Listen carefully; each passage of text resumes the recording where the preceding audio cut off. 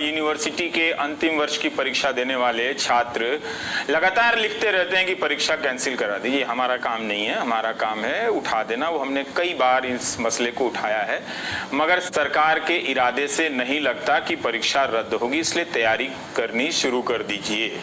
UGC ने supreme court में हलफनामा देकर कहा है कि दिल्ली सरकार और महाराष्ट्र सरकार द्वारा अपने राज्य की यूनिवर्सिटी की अंतिम वर्ष की परीक्षाएं रद्द करने के फैसले का वो उससे सहमत नहीं है, उसका विरोध करती है।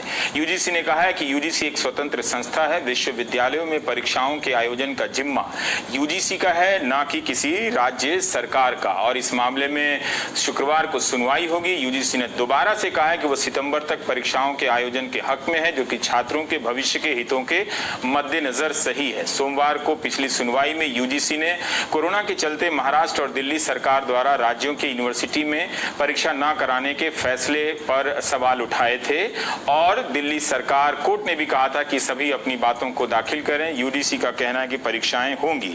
इसके साथ साथ हम ये भी बता दें कि केंद्रीय गृह मंत्रालय ने भी सुप्रीम कोर्ट में अपना हलफनामा दायर कर कहा है कि एमएचए ने कहा है कि उसने बड़ी संख्या में छात्रों के शैक्षणिक हित को ध्यान में रखते हुए 6 जुलाई 2020 को अधिसूचना जारी कर विश्वविद्यालयों और संस्थानों द्वारा परीक्षा आयोजित करने की अनुमति दी है।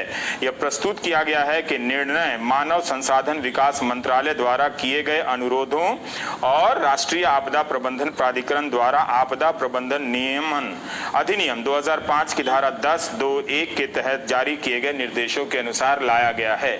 तो अब लगता नहीं है कि सरकार किसी भी तरीके से पीछे हटने वाली है।